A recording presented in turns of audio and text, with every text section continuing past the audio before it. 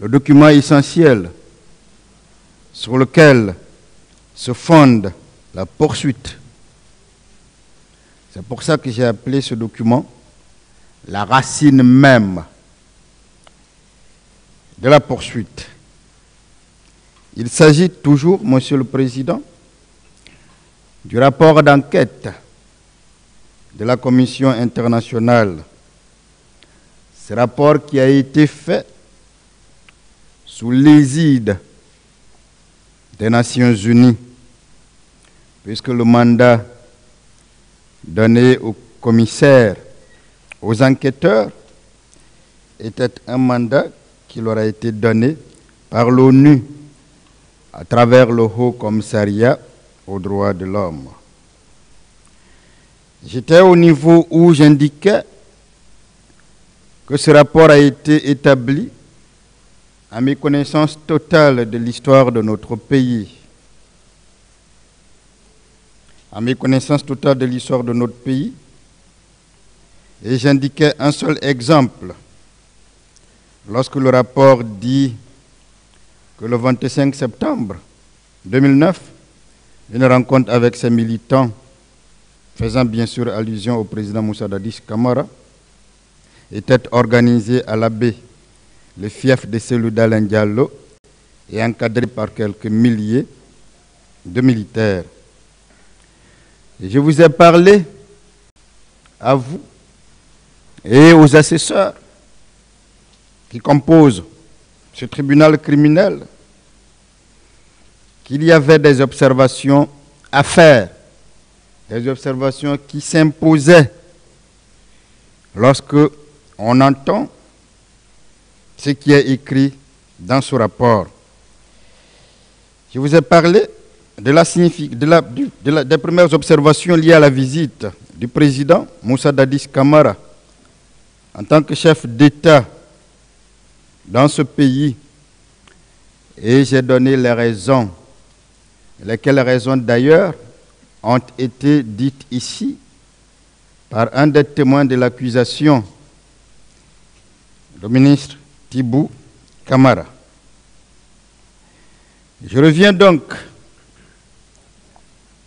à la deuxième observation et déjà n'oublions pas, il ne faut pas qu'on oublie les dates. Nous sommes en 2009.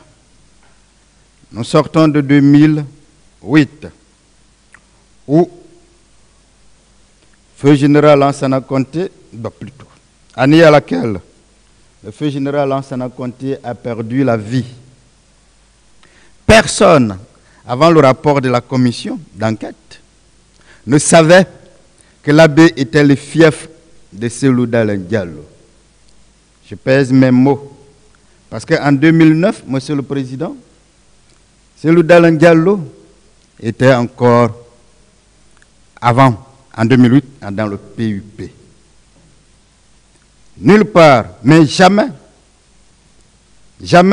Cellou Dalein Diallo n'avait été et n'avait jamais élu au nom de son parti ou un député ou un maire à l'abbé. Parce que tout simplement, il était encore dans le PUP. C'est en tant que Premier ministre qu'il a pu obtenir, agissant bien sûr, comme membre du PUP, le Parti de l'Unité et du Progrès, parti du feu président général Lansana Conté, que son parti avait pu élire au communal des représentants. Alors, lorsque la commission vous dit qu'à ce moment-là, c'était le fief de Cellou Dalein Diallo, il y a problème. Parce que Cellou Dalein Diallo était encore avec le PUP. C'est une autre contre-vérité.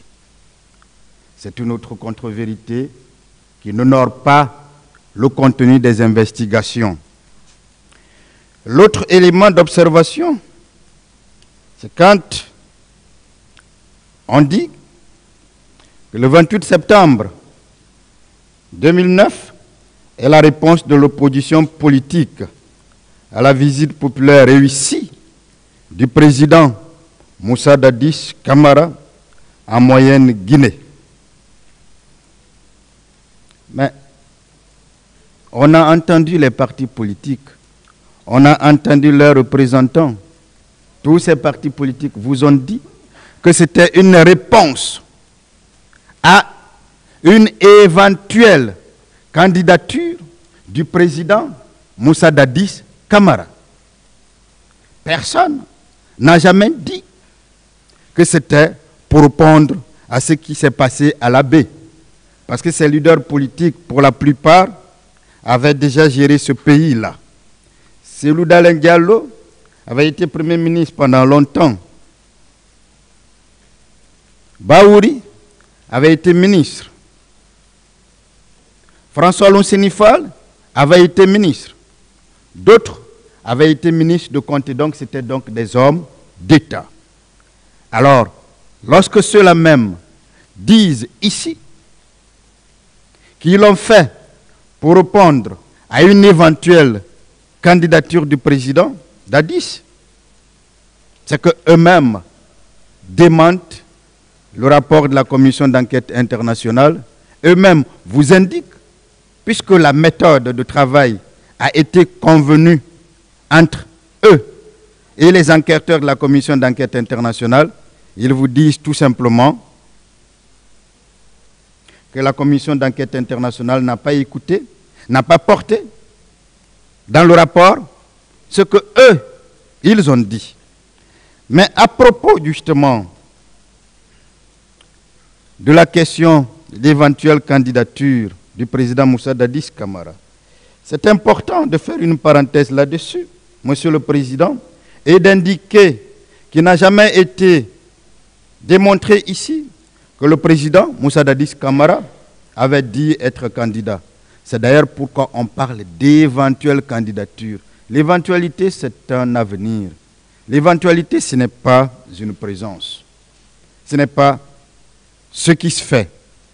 Et je peux mettre quiconque au défi de trouver dans les archives de notre pays que le président Dadis, un seul jour, une seule minute, avait indiqué qu'il ôterait la tenue et il serait un candidat.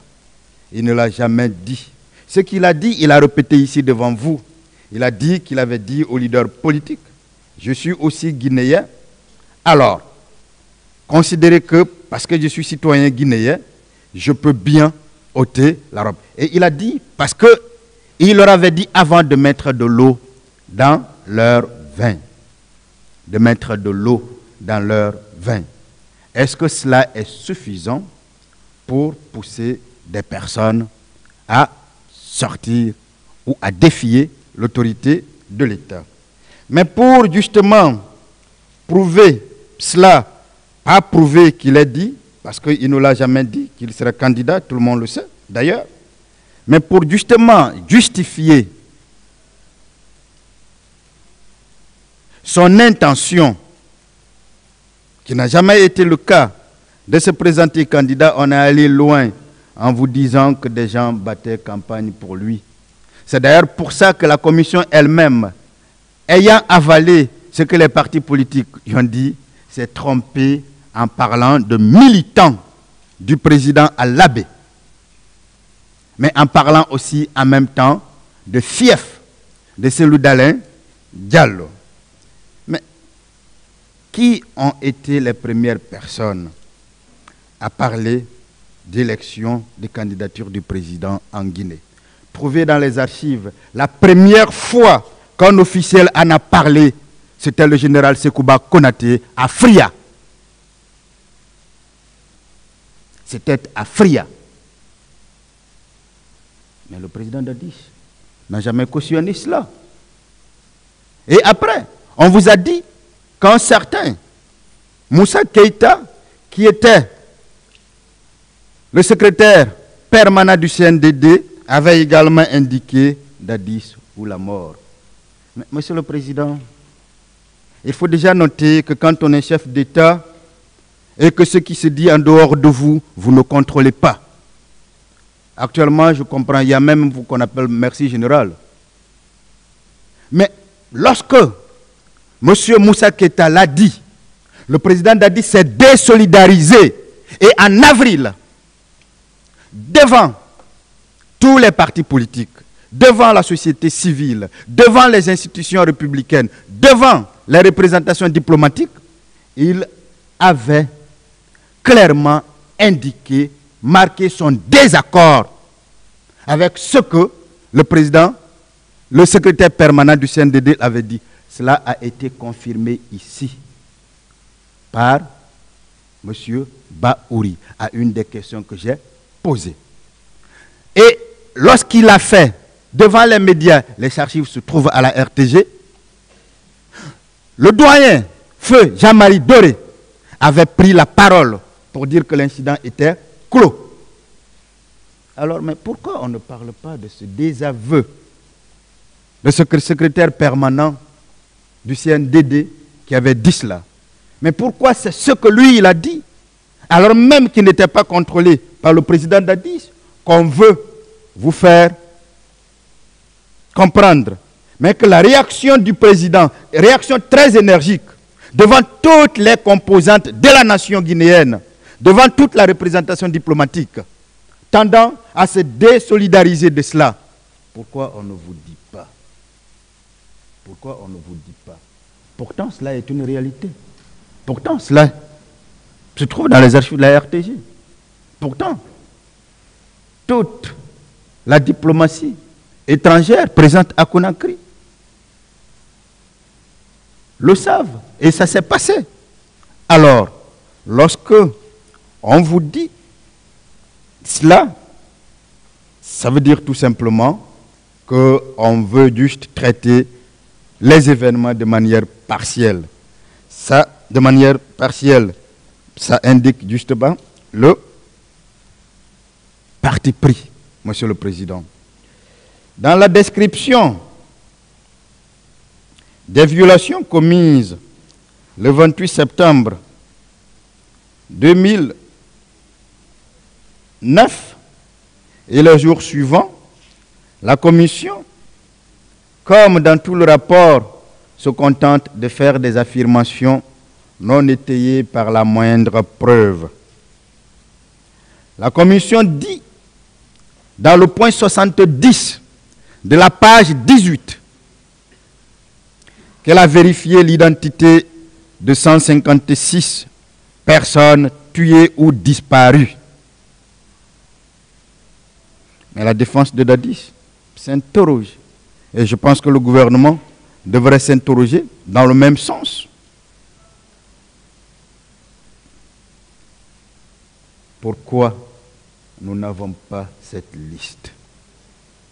Pourquoi la Commission n'a pas joint cette liste à son rapport?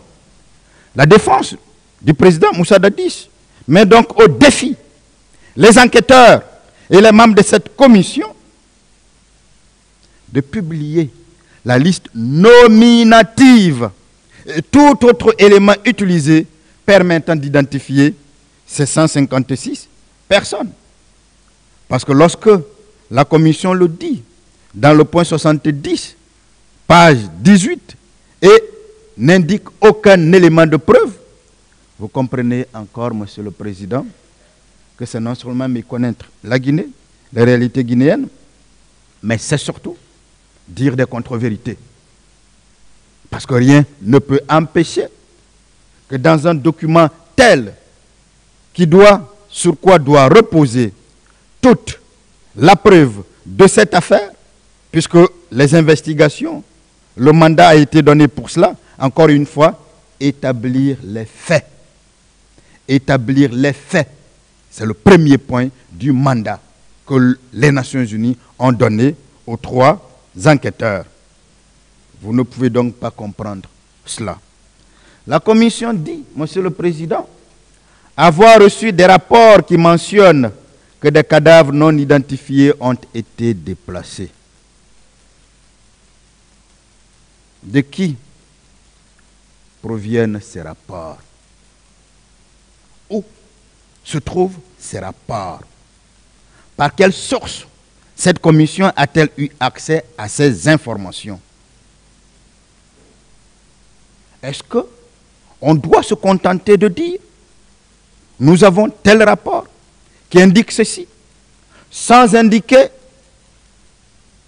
où se trouve le rapport, avec qui on l'a obtenu, à travers quelle source? Un élément, Monsieur le Président, pour vous indiquer que ce rapport d'enquête internationale ne peut tenir dans un procès pénal.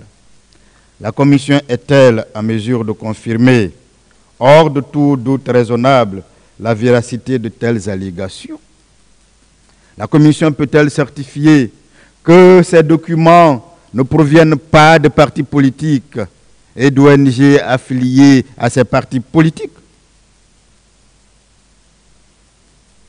Voilà.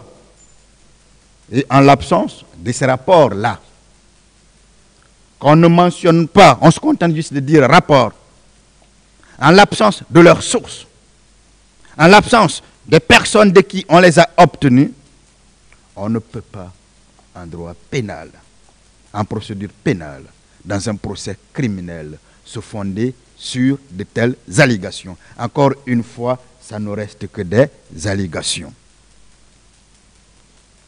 L'autre raison pour indiquer, Monsieur le Président, que ce rapport n'est pas crédible, c'est bien le traitement que le rapport fait de la dynamique de l'attaque. La dynamique de l'attaque, décrite par la Commission, est trop bien orchestrée pour correspondre à la réalité guinéenne, avec, comme le dit la Commission elle-même, une armée connue pour le faible niveau de formation de la majorité de son personnel, pour son indiscipline et pour la violence de certaines unités livrées à elles-mêmes. Ça, c'est au niveau de la page 13.46. Est-ce que la Commission ne soutient d'ailleurs pas, même si elle pense le faire contre le président Dadis, les propos que le président Dadis a dit plutôt quand il a clairement indiqué que nous avions une armée qui n'était pas contrôlée, que nous avions une armée qui, en son sein, on trouve l'indiscipline. Est-ce que, s'il a dit, il n'a pas dit la vérité? Mais pourquoi on ne veut pas croire au président Moussa Dadis Camara? Pourquoi on veut le reprocher, et je terminerai par cela aujourd'hui, les déclarations qu'il a eu à faire? La Commission dit aussi, Monsieur le Président, que les portes du côté des gradins sont fermées par des civils non identifiés.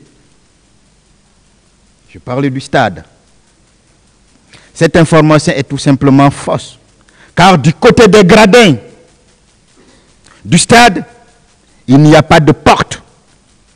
Et la hauteur du mur est de moins d'1 mètre.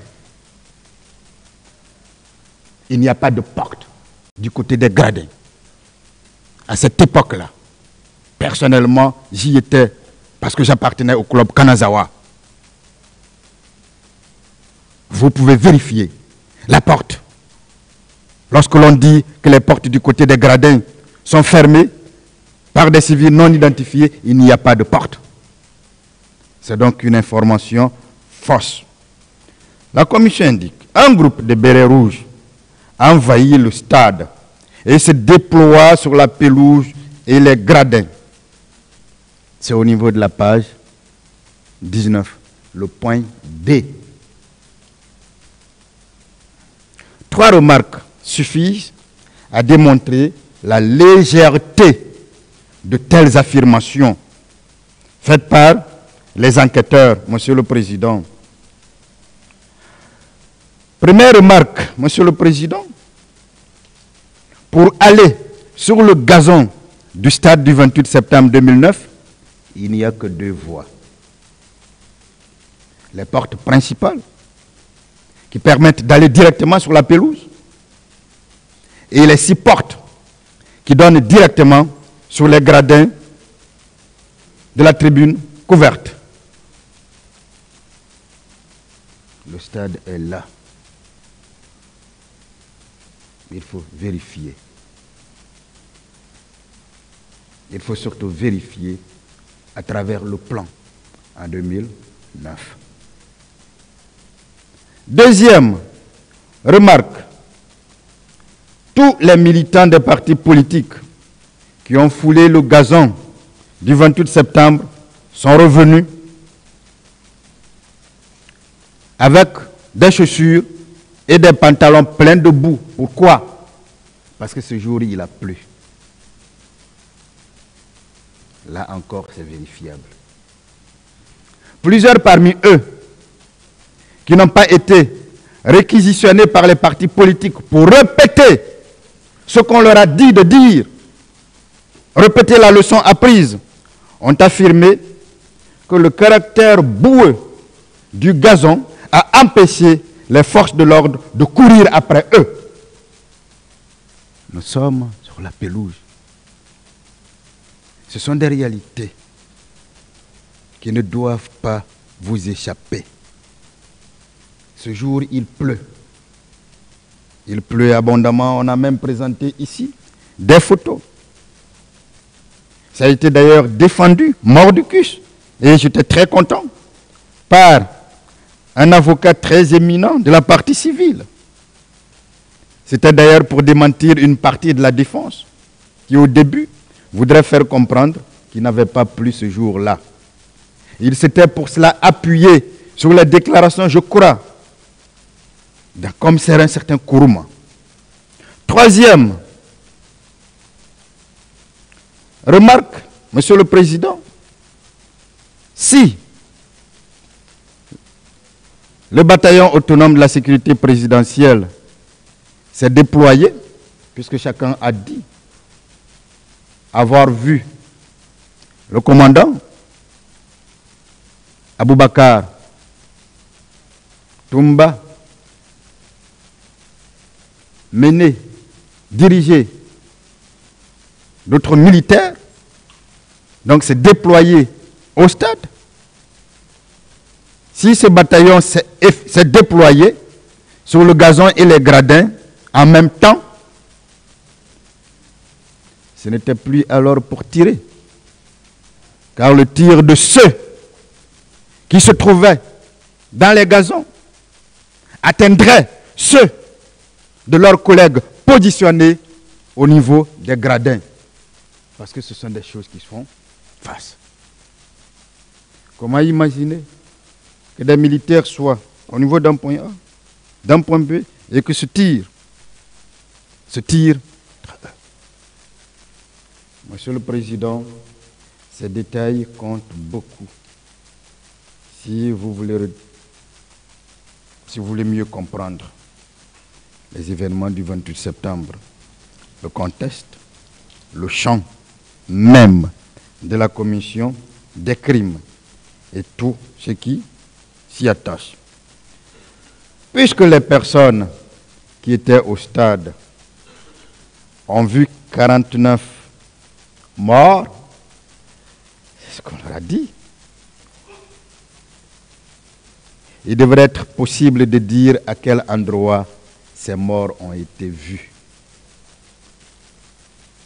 Quand on voit des corps, quand on voit des personnes mortes, alors que nous sommes dans une débandade totale, où chacun court d'un sens à l'autre, quand on dit qu'on a le temps de voir des morts, de les compter au point de dire c'est tel nombre, mais on doit être aussi à mesure de dire où ces morts se trouvaient. Le rapport se contente de dire que de nombreuses personnes perdent la vie à la suite de la bousculade consécutive à des coups de feu tirés sur la foule par les membres du BASP, les membres du bataillon autonome de la sécurité présidentielle. Une des parties civiles ici avait clairement indiqué et soutenu qu'effectivement, il y a eu des bousculades. Mais lorsque le président Moussa Dadis Camara, qui veut de la transparence et à qui on remonte des comptes rendus, veut porter cela à la connaissance du public et indique que certaines personnes sont mortes à la suite de bousculades, alors on dit qu'il ne dit pas la vérité. Pourtant, le rapport de la commission, sur quoi le parquet se fonde, les parties civiles se fondent. Lui-même indique cela. Et lorsque le témoin de l'accusation, le ministre Thibou, était là, il a dit que devant lui, on a fait comprendre au président que des gens étaient morts par bousculade. Et que lui, de manière instinctive, a dit non, monsieur le président, on dit que certaines personnes ont été tuées, mortes par balle. Ça aussi, ça a été dit ici. Mais pourquoi on ne veut pas que le président, qui fait don de soi, informe les Guinéens sur la vérité, informe les Guinéens des comptes rendus qu'on lui fait, qu'on lui apporte. Mais pourquoi quand on lui apporte cela et qu'il le dit, on dit qu'il ne dit pas la vérité? Au point que certains ont pensé qu'il s'est évertué ici dans la dénégation totale. Ce qui n'est pas de lui, ce qui n'est pas son caractère, ce qu'il ne peut pas faire. Lui qui a demandé encore une fois à donner sa version des faits dans cette affaire. Pourquoi la même personne devrait venir après toute cette demande-là pour nier ce que lui-même a voulu donner depuis longtemps, ou pour dire autre chose que ce que lui, il a compris. C'est en cela qu'il devrait être témoin. C'est en cela qu'il a été entendu comme témoin, mais qu'on a essayé de l'inculper pour des raisons politiques. Parce que son rôle était justement de dire ce qu'il sait des circonstances de la commission des faits commis au 28 septembre, au stade du 28 septembre, le 28 septembre 2009. Les enquêteurs disent aussi que certains accès secondaires du stade étaient bloqués. Mais il y a combien d'accès secondaires au stade du 28 septembre? Ou il y en avait combien? Combien étaient bloqués par les militaires? Pourtant, le rapport lui-même avait noté plus haut, ou dans le même rapport, l'absence de militaires au stade. C'est encore noté. Combien de portes étaient donc bloquées par les manifestants? Parce que si ce ne sont pas les militaires, ça ne peut être que des manifestants. Selon les enquêteurs, certains manifestants qui tentaient de sauter par-dessus les murs ont été électrocutés. C'est le comble, monsieur le président. Et nous allons vous dire pourquoi ce n'est pas possible. Pourquoi ce n'était pas possible. Mais ces enquêteurs n'indiquent pas dans leur rapport combien de cadavres ont-ils retrouvé la mort avec les traces d'électrocution. Combien de personnes avaient-elles des blessures dues à des brûlures électriques? C'était ça le rôle de la commission d'enquête. C'est ce travail d'établissement des faits qui lui a été confié dans son mandat par les Nations Unies qui devrait être fait. Pourtant, une telle situation pose la question de la quantification. Lorsqu'on se contente de dire personnes électrocutées, sans indiquer combien ont été électrocutés, combien sont morts par électrocution, combien ont eu des brûlures électriques, ça pose le problème de la quantification. Et la quantification, monsieur le président, est enseignée dans les écoles de tous les enquêteurs. Tous ceux qui peuvent faire des enquêtes, tous les OPJ, toutes les personnes à qui on peut confier tels travaux connaissent ce qu'on appelle la quantification. La quantification, Monsieur le Président, c'est le recours de façon systématique au nombre pour décrire, mettre en rotation et éventuellement expliquer certains phénomènes d'ordre social ou individuel. La quantification a pour objet, Monsieur le Président, de faciliter la démarche scientifique, de décrire les phénomènes, de les mettre en relation et de les expliquer et de déterminer leur degré de généralité. Ces enquêteurs des Nations Unies doivent quand même être des véritables intellectuels.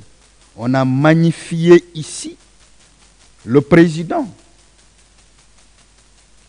Mohamed Ben Diaoui. On vous a dit qu'il a été président de cour à l'international. Il a été ministre des Affaires étrangères dans son pays, l'Algérie. Comment lui, il pouvait bien ignorer ces choses aussi élémentaires, sachant que, en ne les intégrant pas dans le rapport établi par lui et son équipe, au nombre de 3, encore une fois, ce rapport serait décrédibilisé, puisque ce n'est pas la première fois que des rapports établis par les instituts, sous l'égide des Nations Unies, soient décrédibilisés et écartés. En Colombie, de tels événements ont eu lieu. On a été obligé d'appeler à la barre pour témoigner ces enquêteurs-là. Nous n'avions pas eu peut-être l'intelligence, nous de la défense, de le demander. Mais pas qu'on ne le savait pas, mais parce que nous avions estimé tout simplement que convoquer des officiels des Nations Unies demanderait tellement de temps, puisqu'il faut forcément l'avis et l'accord du secrétaire général des Nations Unies. En Colombie, c'est déjà arrivé. Et nos clients, le président Moussa Dadis Camara étant détenu, nous ne pouvions pas nous permettre d'épuiser tout ce temps-là. Sinon, ces personnes seraient venues et nous auraient expliqué la méthode employée, et nous auraient expliqué où se trouvent les films, les images. Ils nous auraient expliqué pourquoi ont-elles ignoré cette notion de quantification qui relève quand même de la science. Et que le travail qu'on leur a donné était un travail qui relève de la science. Les enquêteurs, Monsieur le Président, n'ont pas dit la vérité sur ce point. Car les barbelés n'entourent qu'une partie, ou n'entouraient qu'une partie du mur du stade. Et l'incendie du commissariat du stade, avant l'entrée des manifestants dans le stade, le rapport lui-même l'indique clairement que le commissariat du stade a été incendié avant l'entrée des manifestants, a eu pour conséquence la rupture de l'alimentation électrique au stade. Le commissariat du stade est incendié. Il ne pouvait pas y avoir de l'alimentation électrique au stade. Mais comment, en dehors d'une alimentation électrique, des personnes peuvent être électrocutées? Comment, en dehors d'une alimentation électrique, des personnes pourraient souffrir de brûlures électriques? D'où provenait alors cette énergie électrique? Monsieur le Président, Messieurs les assesseurs, d'où provenait cette alimentation électrique du stade? Cette alimentation qui n'alimentait que le mur du stade. L'alimentation électrique du stade est la même, et il faut que cela soit connu, est la même que celle du quartier. Une simple vérification dans les environs aurait suffi pour les enquêteurs d'infirmer cette information provenait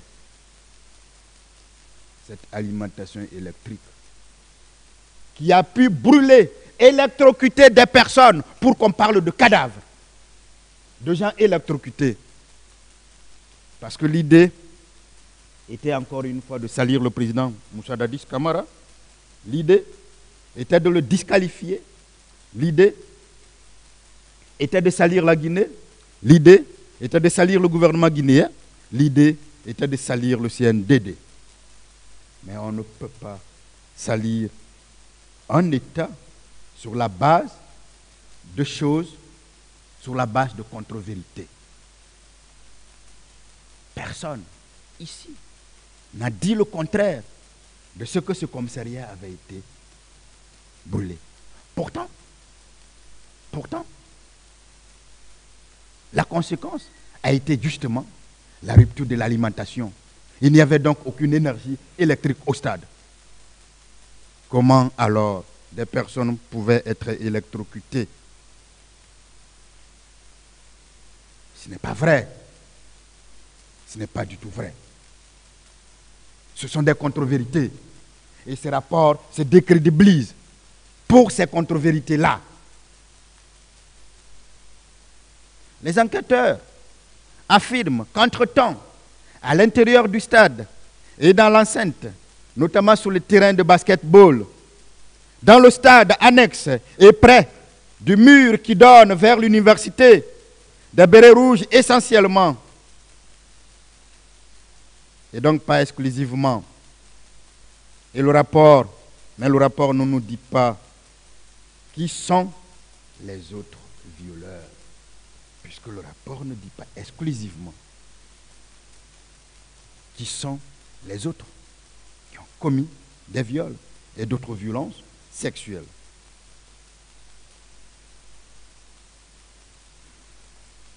Reprenons, Monsieur le Président, Messieurs les assesseurs, les films des enquêteurs pour montrer l'incohérence de temps et de lieu. L'incohérence dont ils font montre dans l'établissement d'un rapport aussi capital. Les bérets rouges étaient sur le gazon et les gradins, et ils tiraient sur tout ce qui bougeait. Ce sont les enquêteurs qui le disent. Les militants sortent en courant. Mais logiquement, ils vont retrouvent les mêmes bérets rouges postés sur le terrain de basketball, qui est un stade omnisport et qui était fermé d'ailleurs. Ils courent, ils viennent par là pour se faire violer à même le sol. Ils savent que les bérets rouges sont postés là, sur les gradins, sur les gazons, de ce côté. Mais ils courent, ils viennent là pour se faire violer à même le sort. Quelle incohérence, Monsieur le Président. Quelle incohérence. La première règle d'une investigation est la cohérence de l'action. Et le vraisemblable de la description. De plus, un enquêteur possède, Monsieur le Président, un bon sens. Même si, par ailleurs, il ne possède pas une probité morale. Mais un enquêteur possède un bon sens. Ceux qui sautent du côté des rails retrouvent les mêmes bérets rouges et les femmes sont violées sur la voie ferrée. Voilà encore ce que disent les enquêteurs. Mais quelle autre incohérence due à la non-visite du stade? C'est la preuve, puisque les enquêteurs ne sont jamais allés au stade. Ils ne pouvaient pas comprendre la description du stade. Ils ne pouvaient peut-être que gommer ce qu'on leur a dit, sans aucune vérification. Mais ceux qui leur ont parlé sûrement ne savaient pas.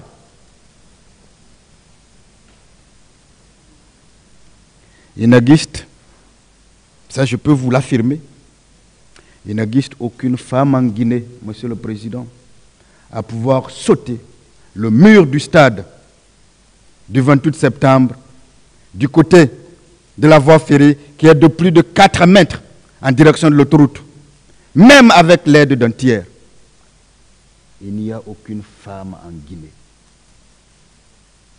Moi, je vivais à Koléa quand j'étudiais. Nous passions sous les rails et nous montions sur les poteaux électriques pour descendre dans notre salle de sport, le club Kanazawa. Mais Tchèque m'entend. Et il peut bien le confirmer. Il n'y a aucune femme en Guinée. Je dis bien aucune femme en Guinée pouvant sauter ce mur-là. Et les enquêteurs vous disent cela. Si nos sœurs, si nos filles, si nos épouses étaient en mesure de sauter le mur du stade du 28 septembre, rassurez-vous, Monsieur le Président, messieurs les assesseurs, il y a très longtemps que la Guinée aurait déjà eu des médailles mondiales en saut, en hauteur. Très longtemps. Très très longtemps. Avoir une relation sexuelle sur la voie ferrée ou sur le gradin en béton d'un stade relève des fantasmes d'une série X des quartiers chauds de la Picale. C'est une véritable incohérence. Mais ça se comprend parce que les enquêteurs ne sont jamais allés au stade. Parce qu'ils l'ont dit eux-mêmes. Donc ils ne pouvaient pas comprendre la description du stade. La commission, contrairement à ces allégations contenues dans le résumé, dit en son point 74 de la page 19 que la commission n'a pu avoir l'identité que de 67 morts. En fait, ce sont les morts que le gouvernement de la République de Guinée lui-même avait déclaré, identifié et rendu aux familles. La commission parle d'exécution sommaire parmi ces 67. La défense du président Moussa Dadis Camara et le gouvernement guinéen devraient en faire autant. Demande à la commission de préciser le moment, le lieu des dites exécutions sommaires. Cette demande se justifie, d'autant plus que le point 75 de ce rapport dit que certains, là encore le flou, les mêmes superlatifs, des 67 morts avaient des balles dans la tête, le thorax et les côtes. Voilà pourquoi, voilà encore un élément qui indique que les enquêteurs avaient déjà un parti pris contre le gouvernement de Guinée à l'époque, un parti pris contre ses dirigeants à l'époque. Et cette mauvaise foi, ça va être prouvé tout à l'heure, Monsieur le Président. La mauvaise foi des enquêteurs est tellement manifeste qu'ils n'arrivent même pas à prendre du recul pour dire ce qui relève du plausible. Les enquêteurs disent que les bérets rouges ont visé les parties du corps comprenant les organes vitaux. Imaginons, Monsieur le Président, imaginons, Messieurs les assesseurs, des bérets rouges tirant sur la foule en mouvement, puisque c'est le scénario décrit par la commission. Imaginons que ces bérets rouges tirent en visant des cibles mouvantes et ne tirent que s'ils sont en mesure de toucher les organes vitaux, comme la tête, le thorax et les côtes. Des gens en mouvement qui tirent. Pour des personnes qui courent, ont le temps de ne viser que ces parties vitaux. Est-ce que les enquêteurs pensaient que leurs lecteurs seraient des imbéciles, c'est-à-dire ne connaissent rien? On peut ne pas être honnête. On peut être de mauvaise foi. Mais quand on écrit, on se doit d'avoir au moins de l'intelligence et de penser que tous ceux qui vous lisent ne sont pas comme vous le pensez. La hâte des enquêteurs d'arriver à des conclusions qui amèneraient le président Moussa Dadis Camara et ses compagnons à la potence, au supplice, est telle qu'ils oublient de relire leurs documents pour éliminer les contradictions flagrantes. Dès la page 21, ils remettent en cause leurs affirmations. Sur la page 20, ils remettent en cause leurs affirmations de la page 19, en disant que M. Aboubakar Toumba et ses hommes se sont déployés en demi-cercle, tirant en rafale. Donc, ils ne visaient plus les organes vitaux, puisqu'ils tirent en rafale. Alors que sur la page 19, on dit qu'on tire sur les organes vitaux, la tête, le thorax, les côtes. Ils disent, sur la foule, amassée sur le gazon. Donc, ils ne sont plus dans les gradins. Cela n'est pas vrai d'écrire cela. Et la défense du président Moussa Dadis Camara précise que ce n'est pas vrai que d'écrire que le terrain de football du 28 septembre était praticable à ce moment-là.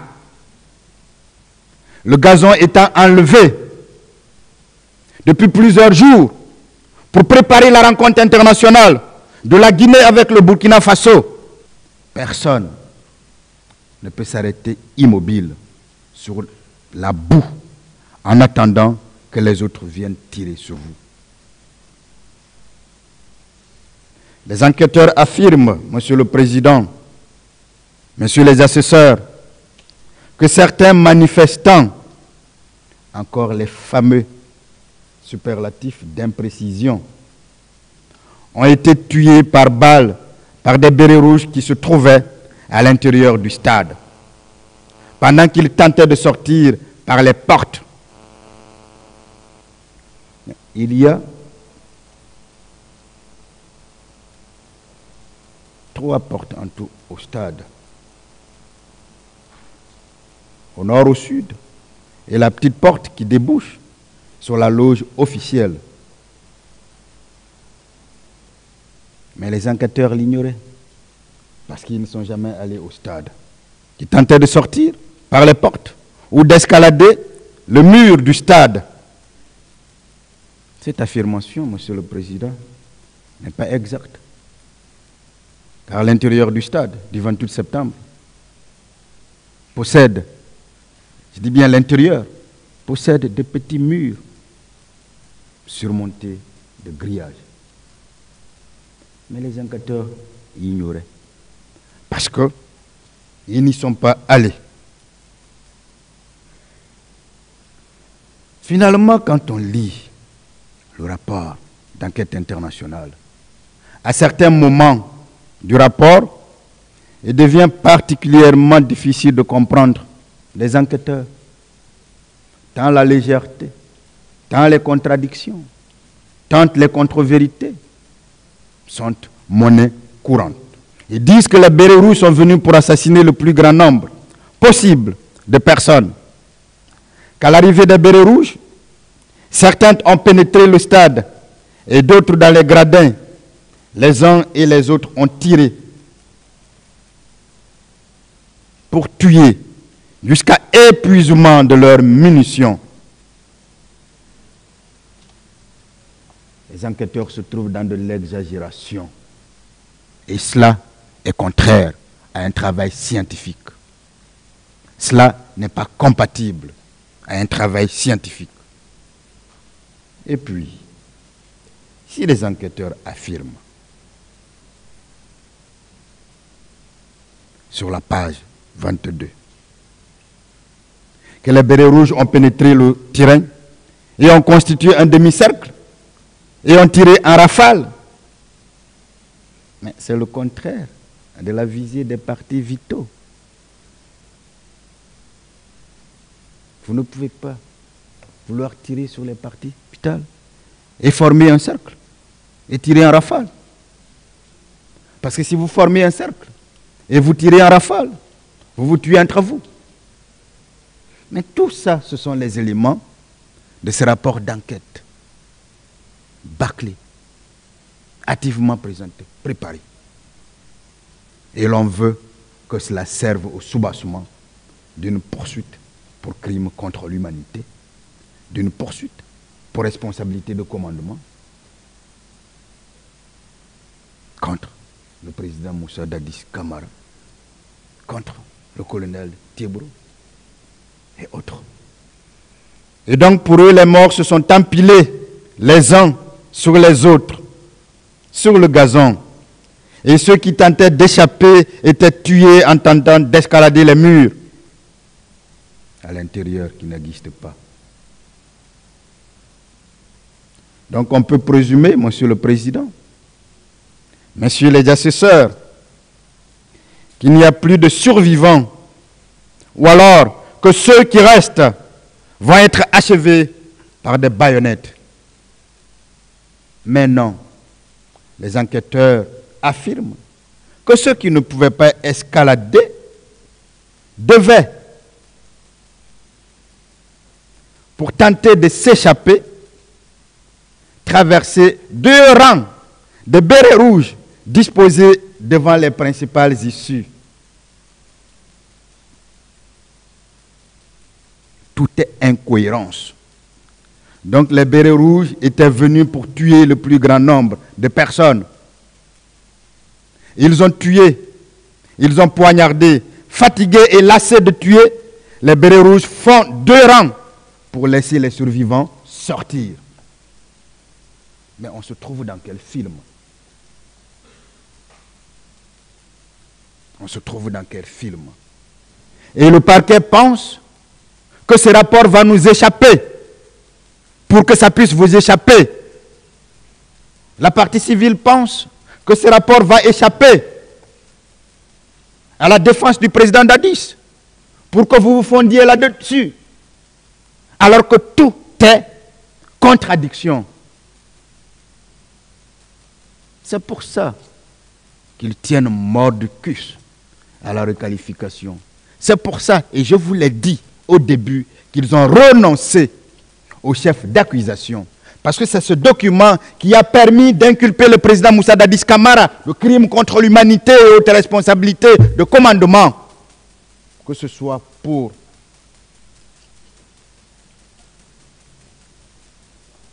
le commandement civil ou militaire dans son cas. Mais ayant compris depuis très longtemps et dès le début que ça ne pouvait pas marcher, le parquet lui-même avait décidé de la requalification. En écrivant, si la parole est libre, chacun sait que l'écrit est serve. Si le ministère public pose des actes écrits, nous parlerons des conséquences juridiques attachées à ces actes écrits et qui se trouvent dans le dossier, qui ne sont pas ailleurs, mais qu'on abandonne pour faire d'autres réquisitions. Parce que tant que ce n'est pas ça, tant qu'on n'est pas dans le domaine de la responsabilité de commandement, tant qu'on n'est pas dans le domaine des crimes contre l'humanité, ils savent déjà avoir perdu d'avance en ce qui concerne le président Moussa Dadis Camara.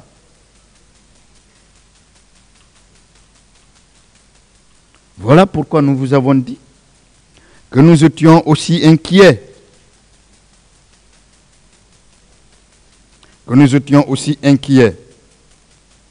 Il reste à la commission de dire pour étaler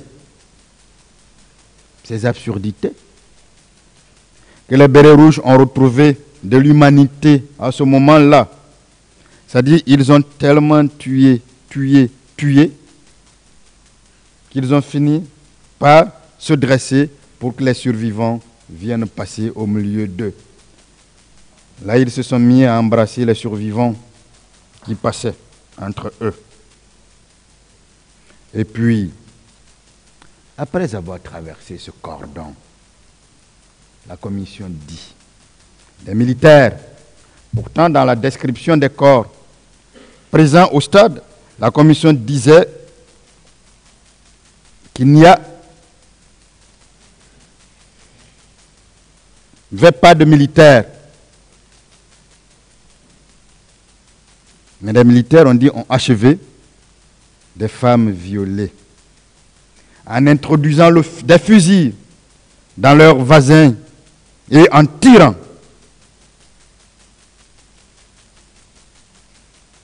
Je suis en train de travailler sur un document, une pièce capitale de ce dossier. Et je suis en train de démontrer que ce document ne devrait pas servir ce tribunal et ne le servira pas. D'après donc la commission, ces actes se sont déroulés à l'esplanade du 28 septembre devant des centaines d'autres membres des forces de l'ordre et des manifestants. On en a vu sur les rails, la voie ferrée, on en a vu dans le stade Omnisport. Maintenant là, ça c'est l'esplanade devant des centaines de personnes. Mais des questions restent à poser à ce niveau, Monsieur le Président, Messieurs les assesseurs. Comment les militaires ont-ils identifié les femmes violées pour les achever sur l'esplanade? Comment ont-ils pu le faire? Des autopsies ont-elles été réalisées pour révéler le nombre de femmes décédées avec des tirs à bout portant dans le vasin? Ces rapports n'en font pas cas. Il faut que nous le disions, parce qu'il s'agit de la vie de milliers de gens qui sont là. Il s'agit de l'honneur des pères de famille. Il s'agit de leur image dans l'histoire du pays. C'est pour cela que nous devons avoir l'honnêteté et le courage de le dire de manière scientifique. Et c'est pour ça que c'est notre rôle en tant qu'avocat de le dire. Parce que eux, ils ne pourront jamais le dire. Parce que eux, s'ils essaient, on parlera encore de compassion. Comme pour dire que nous n'avons pas la même définition de la compassion.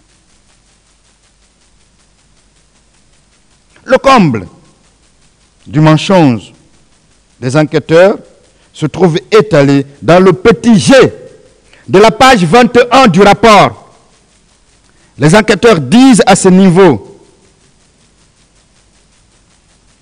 que les militaires ont forcé 4 détenus à creuser 4 fosses dans lesquelles ont été enterrés les 19 corps. 19 corps. Les militaires ont coupé les bras et les jambes de certains cadavres afin de les faire enterrer plus facilement dans les fosses. Mais ces enquêteurs qui écrivent là ont aussi écrit qu'ils n'ont pas voulu aller voir une seule fosse identifiée, alors que le mandat qu'ils avaient leur permettait d'établir les faits. Le même paragraphe se termine par la libération miraculeuse des 4 creuseurs des fosses communes qui ont, d'après la commission, à nouveau été transportés pour être jetés dans une rivière à Sanfonia. C'est grotesque et ridicule. Est-il plus rapide, plus simple de faire creuser par des personnes qu'on oblige quelques centimètres de plus pour augmenter une fosse commune et enterrer un bras ou un pied qui sort ou de le couper? Cela est-il plus facile que de prendre ce même corps et d'aller jusqu'à Sanfonia jeter dans une rivière? Qui va peut-être vous étonner. Lorsqu'un trou ne peut accueillir un corps dans son entièreté, peut-il contenir le même corps si on le découpe en bras? Si on le découpe en bras, une jambe? Les enquêteurs ont-ils pris la peine de visiter la ville de Conakry, et en particulier le quartier de Sanfonia, pour se rendre compte qu'à Sanfonia, il n'y a pas une rivière, appelée rivière de Sanfonia, mais un lac, et qu'un lac n'est pas une rivière? Le lac de Sanfonia est connu de tout le monde ici, en tout cas tous ceux qui vivent à Conakry. Est-il aussi facile en saison pluvieuse? Je dis bien en saison pluvieuse. Ce lac fait moins de 3 mètres.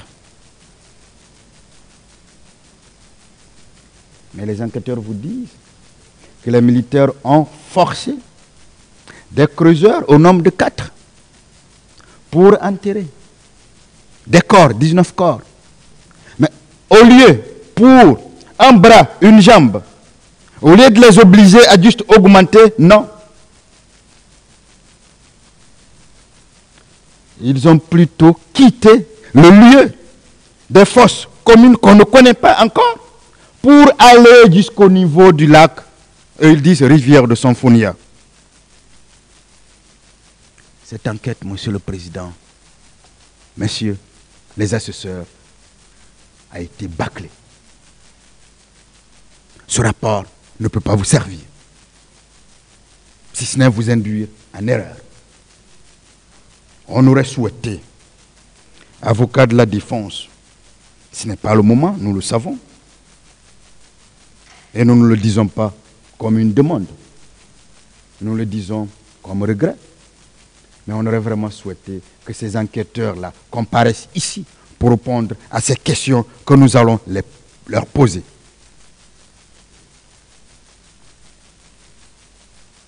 Autre contradiction, et on l'a dit dès le début, la commission dit être à mesure de confirmer 109 cas de femmes victimes de viols et autres violences sexuelles, dont certaines mineures, certaines femmes mineures. Mais nous sommes, Monsieur le Président, en 2009, et vous avez vu la vidéo qui a été projetée ici. Dites-moi, ce n'est pas une question que je pose au tribunal.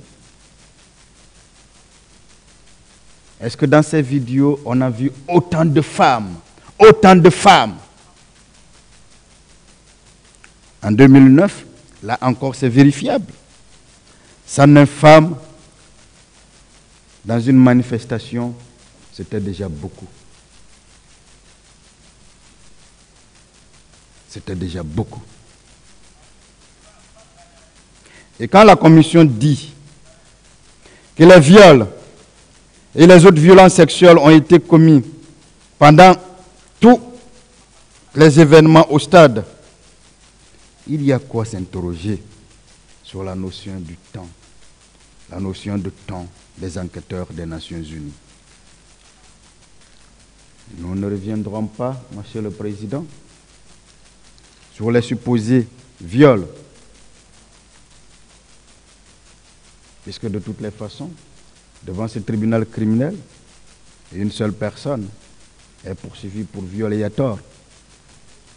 Et ce qui est patent dans son cas, c'est que la personne qui est partie civile le connaissait déjà. C'est important de le savoir et que le règlement de compte existe. Nous ne reviendrons pas sur les viols sur la voie ferrée, parce que ce n'est pas possible. Nous ne reviendrons pas sur les viols, sur les gradins, sur les pelouses ou sur l'esplanade, devant tout le monde. L'expert médico-légal de la commission a observé des ecchymoses au tiers supérieur de la face interne des cuisses de plusieurs femmes.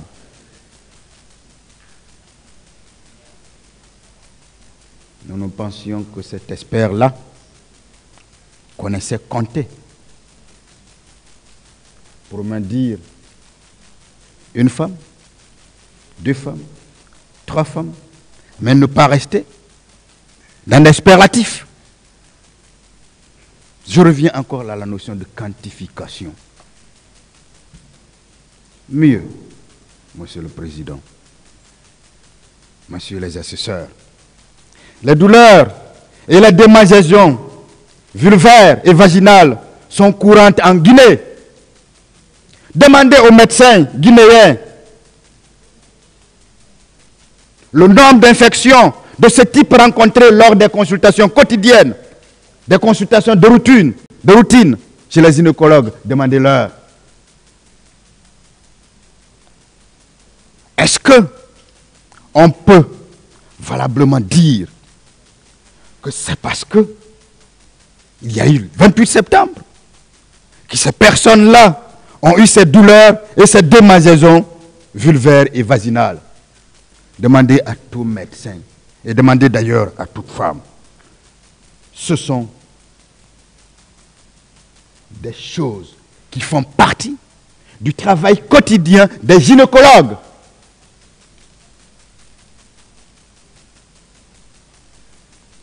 Les enquêteurs auraient pu aussi prendre la peine de demander la prévalence des maladies sexuellement transmissibles, les MST, chez les femmes des quartiers qui avaient répondu à l'appel de la manifestation, puisqu'ils disent les avoir identifiées sans donner leur nom. Ils auraient cherché à les connaître s'ils les avaient rencontrés et ils se seraient informés. Mais en lieu et place d'une véritable investigation, d'une véritable enquête scientifique, les enquêteurs ont avalé les déclarations du président de l'OGDH, M. Mandiou Sow, comme je vous l'ai dit. C'est ce dernier qui, moins de 2 semaines après les événements du 28 septembre, a affirmé sur les antennes à la télévision guinéenne que certaines des femmes violées sont infectées par le VIH. Comment peut-on savoir qu'il est possible de détecter qu'une personne a été violée le 28 septembre? Que l'examen peut prouver qu'il est déjà séropositif. Si c'était le cas, c'est que ces gens étaient déjà séropositifs avant. J'ai posé ces questions-là ici à Dr Ben Youssouf. Mais vous avez vu la peine dans laquelle il a voulu se démerder, mais il n'a pas réussi. Parce que les médecins du monde entier le regardaient. Les médecins guinéens le regardaient. Nous avons un médecin ici. Mais cela est impossible. C'est une impossibilité absolue. Les enquêteurs n'ont fait que dire la même chose, puisque eux, sachant que la version donnée par le président de l'OGDH n'était pas vraie, ils ont ajouté 2 semaines. Donc ils ont pris la précaution d'ajouter un délai de 4 semaines pour dire que 4 semaines serait suffisant pour déterminer la séroprévalence. Je veux bien qu'on s'informe auprès des médecins. Je veux bien qu'on fasse ce travail scientifique-là. Et vous comprendrez encore une fois que ce rapport n'est que papier. Que ce rapport n'est qu'établi pour salir encore une fois le gouvernement guinéen, qui à l'époque était effectivement dirigé par le président Moussa Dadis Camara. Mais lui avait ajouté, pour mieux obscurcir le dossier, que certaines de ces femmes violées sont devenues folles. Ce Mandjou l'avait dit à la télé qu'avant 2 semaines, les femmes violées au stade étaient déjà séropositives et certaines étaient devenues folles du fait de ces viols-là. Quelle légèreté. Un rapport qui émane des services de l'ONU. Et pour déterminer le nombre de femmes violées et infectées du VIH, la commission, composée de 14 experts et de 3 commissaires, c'est-à-dire Ben Ndiaoui et les 2 membres de son équipe, ne possède comme unité de mesure que des termes que j'ai déjà cités des superlatifs, certaines, quelques-uns, beaucoup, une majorité, des victimes, des témoignages. En science, Monsieur le Président, chaque terme doit permettre de circonscrire la réalité ou la notion qu'il désigne de la façon la plus exacte possible. C'est cela le travail scientifique. Et c'est ce travail scientifique qui doit primer ici. C'est ce travail scientifique que devrait faire la commission. C'est ce travail scientifique que les enquêteurs devraient faire. Et les enquêteurs l'ont oublié. De même, ils ont oublié la critique historique qui a été mise au point par les historiens allemands au milieu du XIXe siècle. Celle-ci repose sur l'évaluation ou la critique de documents. Lorsque nous préparons un document relativement à des faits bien déterminés, on doit procéder à une évaluation en tenant compte des éléments en face. Mais on ne doit pas se limiter là. On doit faire une autocritique avant que d'autres personnes ne lisent. Et cette critique a 2 volets, externe et interne. Interne à notre niveau, externe pour ceux à qui on pourrait confier pour lecture et critique. La seconde absurdité de la commission d'enquête internationale, Monsieur le Président, est liée, comme je l'ai dit, à sa méconnaissance de la Guinée. Et là, je vais vous surprendre.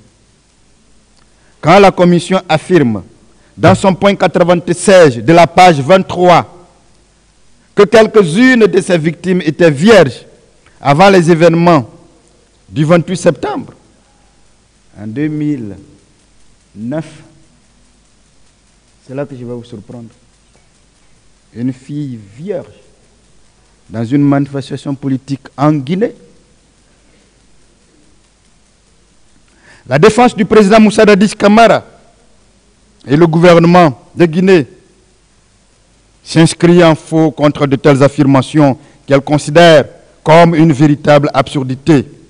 Et pour cela, nous nous appuyons sur les 2 enquêtes démographiques et de santé de 1999 et de 2006, faites ainsi en Guinée, les documents existent, dans lesquels il est clairement mentionné que les premiers rapports sexuels sont précoces en Guinée et de l'ordre de 13 ans en moyenne. Dites-moi en 2019, si des femmes de moins de 13 ans pouvaient être à des manifestations. En Guinée, à cette époque, les rares femmes qui assistaient à des manifestations politiques étaient des femmes mariées ou en état ou en âge de l'être. Lisez. Lisez. Lisez. Le document, les 2 documents des enquêtes démographiques et de santé, EDS, 99, 2006. 2006 précède juste de quelques années, 2009. Vous comprendrez. Et là encore, ce sont des travaux scientifiques. Ce ne sont pas des propos en l'air que nous avançons. Et ce sont ces avancées scientifiques qui doivent aider votre tribunal. C'est pour ça que je vous ai dit que ce procès revêt plusieurs dimensions. À 13 ans, à moins de 13 ans, c'est un âge où il est rare de voir. C'était un âge à cette époque, il était rare de voir des jeunes dames aller à des manifestations. À moins qu'elles soient sorties avec leur maman ou leur grande sœur. Mais je vois mal une maman qui sortirait avec sa petite fille. Je vois mal une grande sœur qui sortirait avec sa petite fille. Que cela se sache. Qu'on en reste dans le passé, en 2009, pour comprendre le raisonnement que nous tenons pour défendre le président Moussa Dadis Camara. Parce que ce rapport, il est fait pour le salir. On ne peut pas comprendre cela. On ne peut pas comprendre cela. Sur l'ensemble des allégations des partis politiques, par le truchement de leurs militants, il n'y a que l'accusation de génocide qui a fait l'objet d'un raisonnement contradictoire. Et les enquêteurs n'ont pas voulu retenir cela. Parce que c'était patent, injustement, s'il avait fait. Une dame appelée Madame Si, Mariam, avait dit sur les médias, sur qui, je ne veux pas le dire, mais sur qui les militaires tiraient, indiquant la couleur de sa peau. Ça se comprend très vite.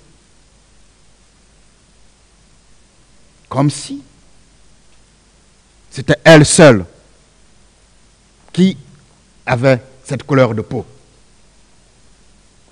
Comme si les militaires ne cherchaient que cela. Parce qu'on a voulu coller à cette affaire, en plus du crime contre l'humanité, le crime de génocide. C'est pourquoi d'ailleurs certaines parties civiles, dans leur plaidoirie, ont parlé de génocide à tort. À tort. Monsieur le Président,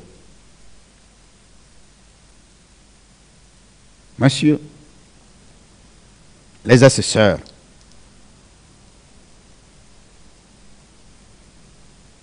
sur l'autre raisonnement ou l'autre raison qui indique que ce rapport n'est pas crédible,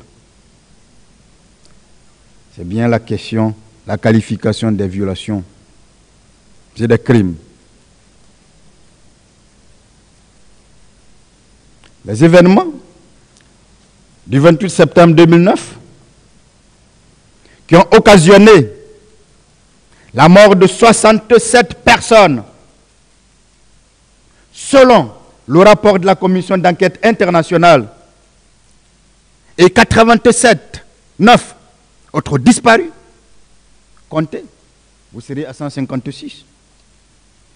relèvent d'actes de violence commis au stade qui ne peuvent pas être reprochés au président Moussa Dadis Camara. Si ces violences ont été préméditées, la préméditation n'a pas été le fait du président Moussa Dadis Camara. Il faudra rechercher les responsables des comploteurs dont j'ai déjà décrit suffisamment. La Guinée n'a donc pas exécuté 67 civils, ou le président Moussa Dadis Camara n'a pas exécuté 67 civils. Il n'a donné aucune instruction, aucun ordre pour exécuter 67 personnes civiles. Comme le prétend le point 171 de la page 38. Il y a eu 67 morts tués par balles, étouffement et blessures. Il y a eu 67 morts tués par balles, étouffement et blessures. Pour les 89, on a parlé de disparition. C'est ce que le rapport d'enquête internationale dit. Et c'est ce rapport d'enquête internationale qui est l'élément essentiel que le parquet a, que les parties civiles ont. C'est sur ça qu'ils se fondent. Le gouvernement n'a jamais nié l'insubordination dans l'armée. Le gouvernement n'avait jamais nié l'indiscipline dans l'armée. Les violences du 28 septembre n'ont jamais atteint un niveau de gravité justifiant qu'on les qualifie de crimes contre l'humanité. Ce serait insulter la mémoire de ceux-là qui sont morts dans d'autres pays, dans les cas de crimes contre l'humanité. Les événements de janvier et février 2007 ont connu plus de morts et de blessés. Ils n'ont pas été considérés comme un crime contre l'humanité. Mais c'est vrai qu'en 2007, il n'y avait pas le président Dadis. Donc il n'y avait pas le mal-aimé. Il n'y avait pas le colonel Thiebro qui, vigoureusement, dirigeait ce département qui luttait contre la drogue.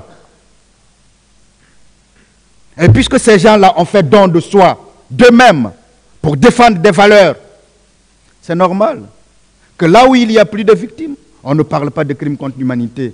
Parce qu'à ce moment-là, les personnes qui étaient là étaient protégées par ceux qui sont tapis dans l'ombre, dans les capitales occidentales. Mais comme le président Moussa Dadis Camara ne pouvait faire leur affaire, c'est normal que ce qui se passe pendant qu'il est président soit à tort qualifié de crime contre l'humanité par une commission qui ignore totalement les réalités de notre pays, l'histoire de notre pays, la géographie de notre pays, la sociologie de notre pays, la démographie de notre pays. Il n'y a jamais eu d'attaque généralisée, ni avant le stade, ni dans le stade, ni après le stade. Nulle part, la commission n'a démontré, hors de tout doute raisonnable, une coordination, une planification. Car au moment où certains ont été tués, ou au moment où certains ont tué, d'autres ont sauvé. Le commandant Aboubakar Diakité a indiqué ici combien de leaders il a sauvés. Et ces leaders l'ont reconnu. Le colonel Moussa Thiebro a indiqué combien de leaders il a sauvés. Ces leaders l'ont reconnu et l'ont remercié ici. Peut-on parler de coordination dans ce cas? S'il y avait une coordination, pensez-vous que certains allaient tuer et que d'autres allaient sauver? C'est cela la définition de la coordination. Et c'est comme cela que l'on doit comprendre la coordination dans le cadre du crime contre l'humanité. Mais nous en parlerons plus tard. Les violences ne se sont pas généralisées et se sont limitées. Les violences du 28 septembre 2009 en Guinée n'ont jamais été systématiques, comme veulent nous faire comprendre les enquêteurs de l'ONU. Le 28 septembre n'était pas dirigé contre une population civile. Le 28 septembre, c'est tuer des Guinéens pour discréditer un homme, un groupe d'hommes, pour permettre à des prédateurs économiques de revenir au pouvoir. Le 28 septembre n'a jamais été dirigé contre une population civile. On a voulu tuer des personnes pour discréditer le président Dadis. On a voulu tuer des personnes pour discréditer le CNDD. On a voulu tuer des personnes pour discréditer les compagnons du président. C'est cela la vérité. Ne pas le dire serait passer à côté. Encore une fois, nous devons écrire l'histoire de notre pays et de la plus belle des manières. Donc on arrête de penser que des Guinéens ont planifié quelque part pour tuer d'autres Guinéens de manière généralisée. Qu'on arrête de penser que ce qui s'est passé au stade du 28 septembre était dirigé contre une population civile. Mais ce sont des personnes, des comploteurs, qui ont voulu tuer certains Guinéens pour salir un homme, pour salir un gouvernement, pour salir une date historique, le 28 septembre, pour délocaliser le procès de la Guinée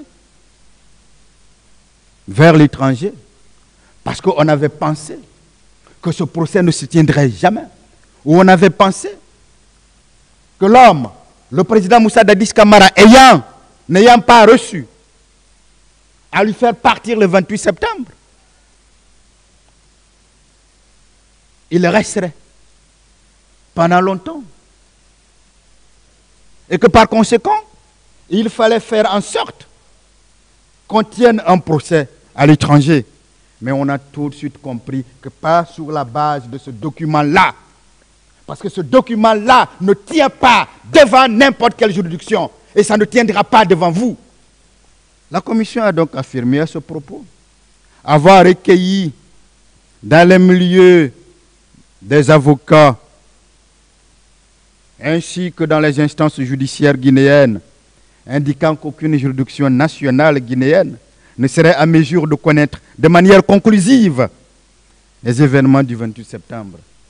Le procès que nous tenons aujourd'hui dément cette position.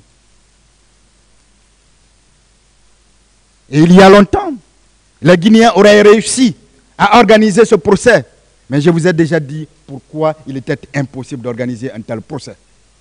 Parce que ceux-là qui nous dirigeaient savaient tout ce qui s'est passé au stade du 28 septembre. Et ils ne pouvaient pas se permettre d'organiser un tel procès, sachant qu'on ne les oubliera pas, sachant qu'on dénoncerait leur nom publiquement ici, quitte à aller en prison ou quitte à être arrêtés.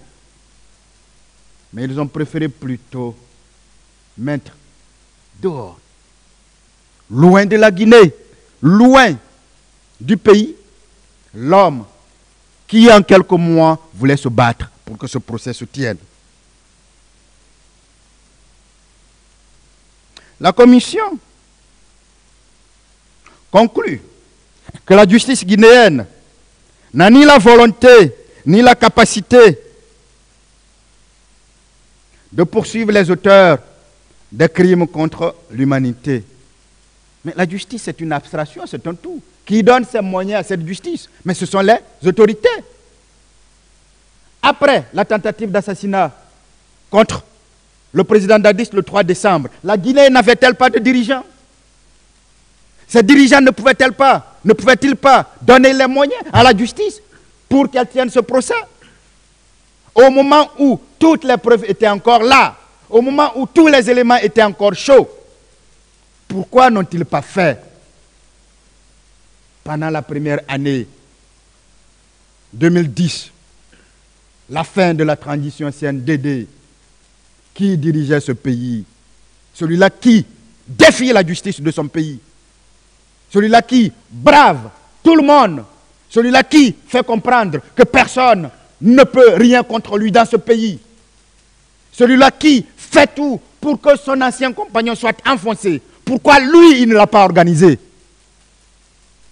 Est-ce que l'État n'avait pas de moyens? Lorsqu'on l'on dit qu'il n'y avait aucune volonté, c'était la volonté de qui alors?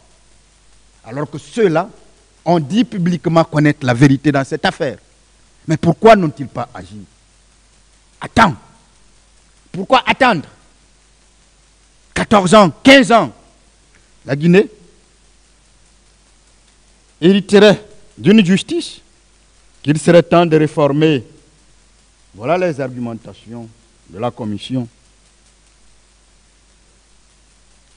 Mais la Guinée, bien que différent, par la présence dans ce procès d'un ancien chef d'État, notre pays a quand même pu organiser d'autres procès plus grands, pas comme celui-là. On a connu le procès des narcotrafiquants, le procès des Mathias. Je devrais encore être à l'école primaire, non au collège.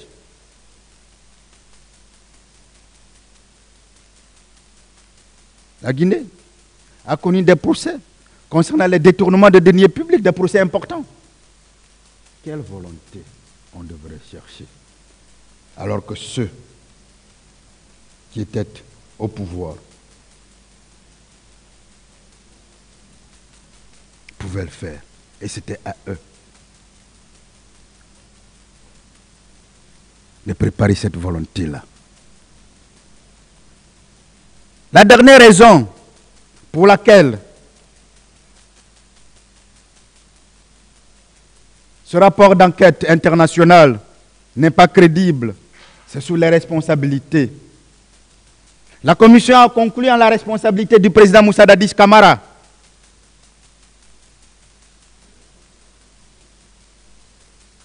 D'autres de ses compagnons, tels que le colonel Moussa Tiebro,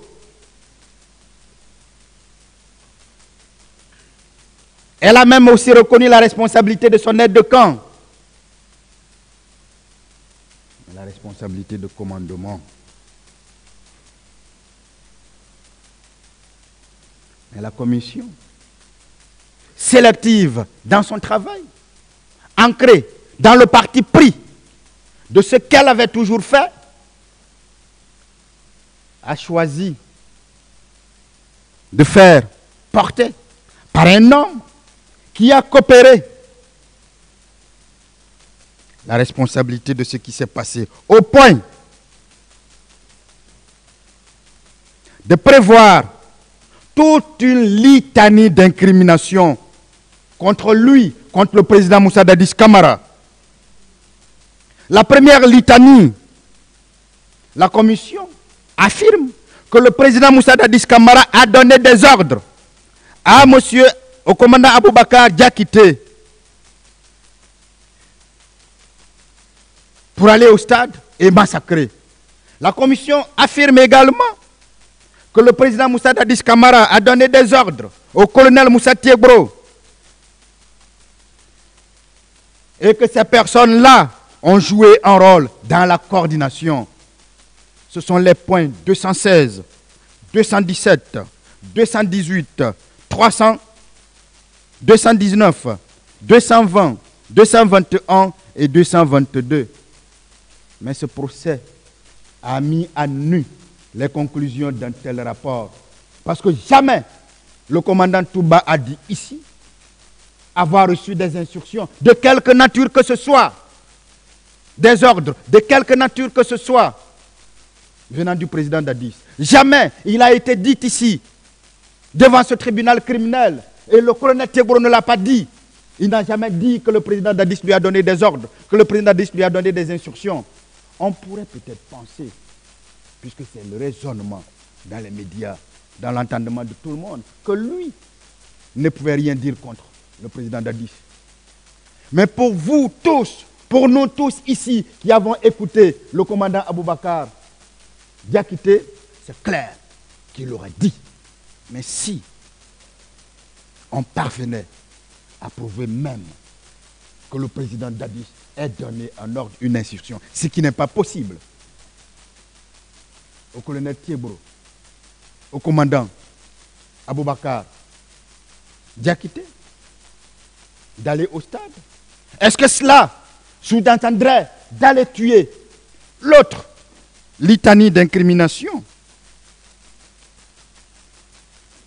Et avant ça, l'autre litanie d'incrimination, c'est qu'on dit que ces personnes ont joué un rôle de coordination. Mais je pense que lorsque on décide de coordonner des choses ensemble, on ne fait pas des choses contraires. Des choses qui sont à l'antipode l'une de l'autre. Chacun a compris ici, dans les débats, comme je l'ai dit, que certains ont sauvé, pendant que d'autres ont tué. C'est impossible pour définir une coordination. L'autre litanie d'incrimination reprochée au président Moussa Dadis Camara, c'est bien des déclarations publiques qui, selon la commission, témoignaient de son intention de répondre aux manifestations. Ce sont les points 223 et 224. C'est encore ridicule, puisque la commission elle-même, en faisant allusion à cette déclaration publique, se contredit. Parce que les déclarations qui lui sont reprochées, c'est quand il dit, par exemple, que l'armée n'était pas contrôlée. Mais la commission elle-même dit que cette armée manquait de gens formés dans son personnel. Que dans cette armée-là, il y avait de l'insubordination, il y avait de l'indiscipline. Pourquoi la commission doit dire en même temps une chose et son contraire? Pourquoi les enquêteurs devront dire en même temps une chose et leur contraire? L'autre déclaration, c'est quand le président dit que des partis politiques sont responsables de ce qui s'est passé. Mais aussi bien dans le point 13, page 10 de la commission d'enquête internationale, que dans la commission d'enquête nationale, il est clairement indiqué, on a entendu des personnes qui ont dit avoir agi dans la destruction au niveau de la belle vie du commissariat, en ayant obéi à des politiques. Alors, on peut mentir au niveau de la commission nationale, puisque personne ne croit en cette commission. En tout cas, le procureur ne croit pas. Mais au moins, ce qui est dit dans cette commission est aussi dit dans la commission d'enquête internationale. Donc, les deux commissions ont donc menti. Est-ce que quand le président dit alors que les politiciens ont saccagé ces endroits, il ne dit pas la vérité? Et comment voulez-vous un chef d'État dont la première mission, bien qu'étant d'assurer la protection de ses citoyens, incarne d'abord toutes les institutions républicaines? C'est pour ça qu'il est le premier de ses compatriotes. Mais comment voulez-vous qu'un tel chef d'État entende que la police a été attaquée et qu'il ne dise rien, alors qu'il a juré de protéger les institutions républicaines? Lorsque le président dit qu'il y a eu tel nombre de morts, 56, 57, parce que tout simplement, c'est le compte-rendu qu'on lui a donné, on dit qu'il ne dit pas la vérité, alors qu'il n'a fait que transmettre fidèlement, pour la transparence, ce qui lui a été transmis par ses ministres, par des personnes qui lui rendent des comptes. Lorsque le président dit, rappelez-vous de ce qui s'est passé en 2007, et on veut transformer cela, mais Bahouri a répondu à cette question ici.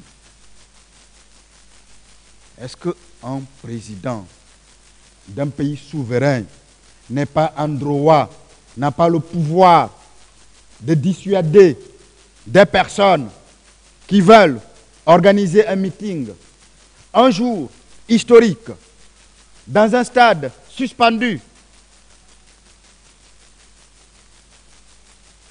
Est-ce qu'il n'a pas ce droit-là?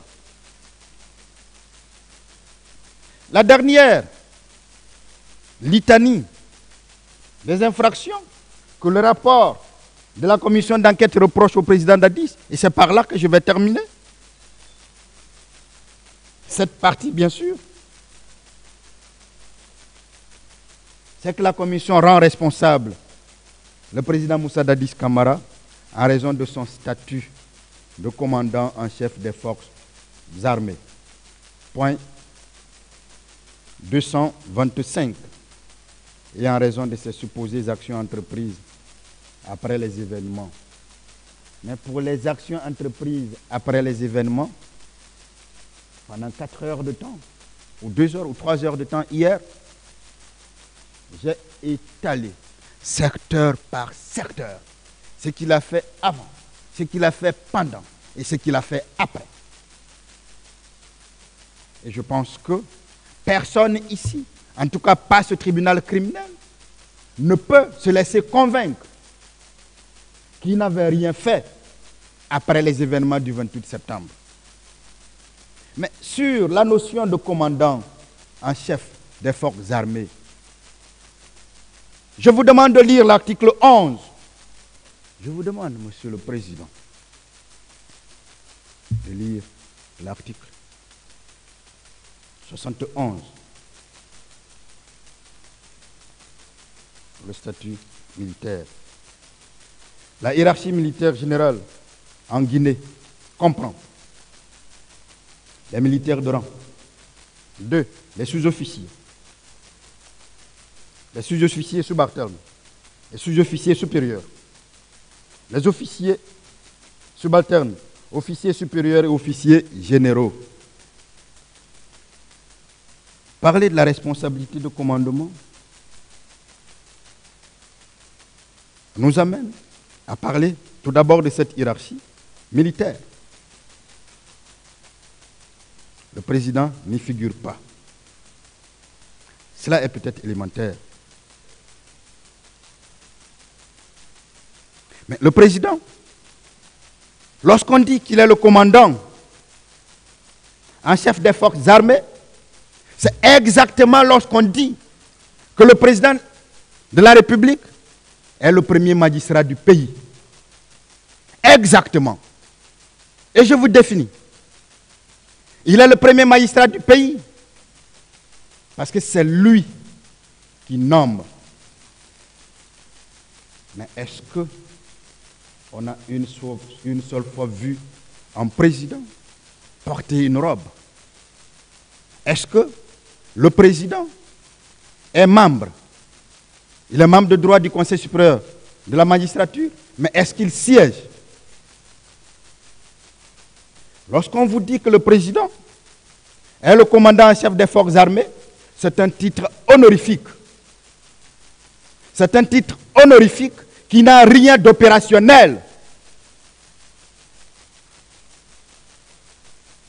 Et ce titre honorifique, je ne reviendrai pas sur ce qu'a déjà dit Maître Ouedraogo, qui a une histoire en France avec le général de Gaulle. Ce titre honorifique lui donne tout simplement le pouvoir de nommer à tous les emplois militaires,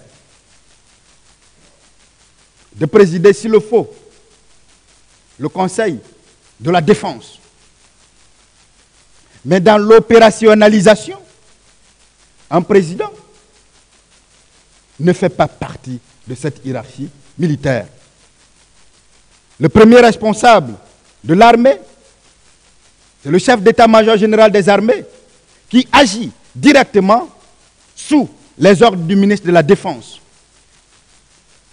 C'est pourquoi, rassurez-vous, lorsque le président de la République nomme son chef d'état-major, qui est à la fois son conseiller militaire, qui est à la fois le conseiller militaire du gouvernement, ce chef d'état-major doit d'abord être pour lui un homme de confiance. Et c'est pourquoi, quand il lui donne le drapeau, il lui dit, il lui confie toute l'armée.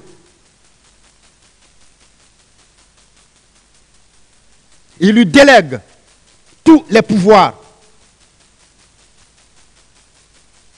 Mais on ne peut pas, parce que tout simplement, on dit commandant en chef des forces armées. Et ce ne sont pas des titres qui sont inventés par le président lui-même. Ce sont des titres qui sont déjà préétablis.